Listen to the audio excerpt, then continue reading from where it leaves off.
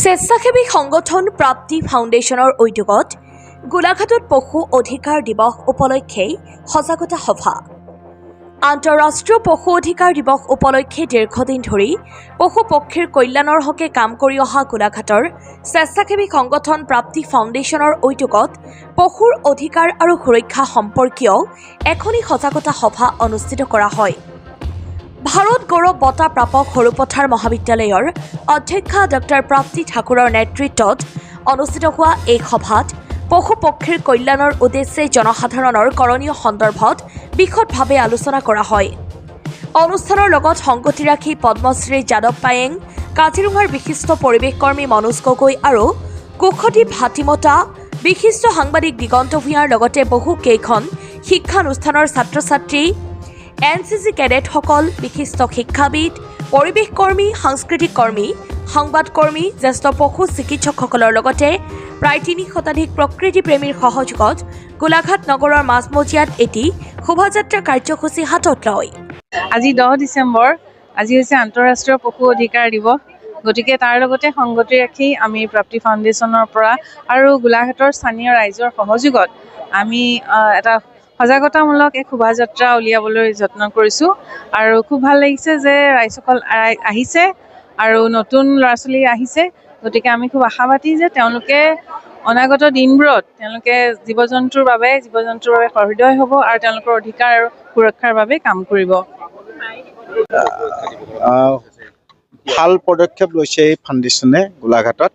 আৰু যিহেতু আমাৰ জীৱ জন্তু যিটো সংকটময় আহিছে, মানুহ আৰু হাতী, বান্দৰ আৰু মানুহ, গোটেই জীৱ জন্তুবোৰ চেদেল বেলি হৈ গৈছে, মানুহৰ অশান্তি হৈছে আৰু এইবোৰ সকাহ পাবৰ কাৰণে যে ৰিলে কৰিছে, জীৱ জন্তু থাকিবলগীয়া যিখিনি আছে সেইখিনি মই খুব আশা ৰাখিছোঁ।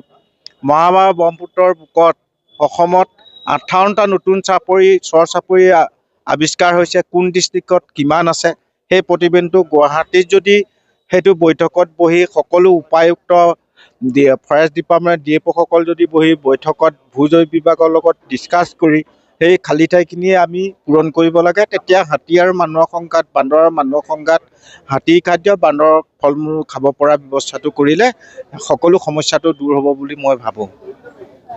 হয়, বান্দৰৰ জনসংখ্যা বাঢ়িছে, এইটো কিন্তু সিহঁতৰ খাদ্যৰ নাটনি হৈছে। এয়াই হৈছে মানুহৰ আচলতে কাৰণেই হৈছে, কাৰণ মানুহৰ আগতেই পৃথিৱীলৈ জীৱ জন্তু আহিছে ন। গতিকে সিহঁতৰ বহুতখিনি এক্সপিৰিয়েঞ্চ আছে, বহুতখিনি অভিজ্ঞতা তেওঁলোকৰ আছে। গতিকে কিন্তু সিহঁতৰ যি হেবিটেট আচলতে লষ্ট হৈছে, সেইটো লষ্ট হোৱাৰ কাৰণে সিহঁতৰ মানুহ আৰু বান্দৰৰ যিটো সংঘাত বৃদ্ধি পাইছে। গতিকে আমি সিহঁতক এটা ব্যৱস্থা কৰি ৰাখিব লাগিব। এটা সুন্দৰ অনুষ্ঠান, সুন্দৰ পদক্ষেপ আচলতে তেওঁলোকে এইটো উদযাপন কৰিছে আৰু আচলতে আমি চবেই চেষ্টা কৰিব লাগে সিহঁতৰ জীৱ জন্তুৰ আছে অধিকাৰ বিষয়ে। গতিকে সিহঁতেও এটা প্ৰাণী, সিহঁতৰ এখন হৃদয় আছে, সিহঁতৰ এটা মন আছে। গতিকে এটা সুন্দৰ মন, সুন্দৰ স্বাস্থ্য লৈ পেলাই আচলতে এই পৰিস্থিতিত থাকিব লাগে আমাৰ মানুহৰ লগতে। গতিকে সকলো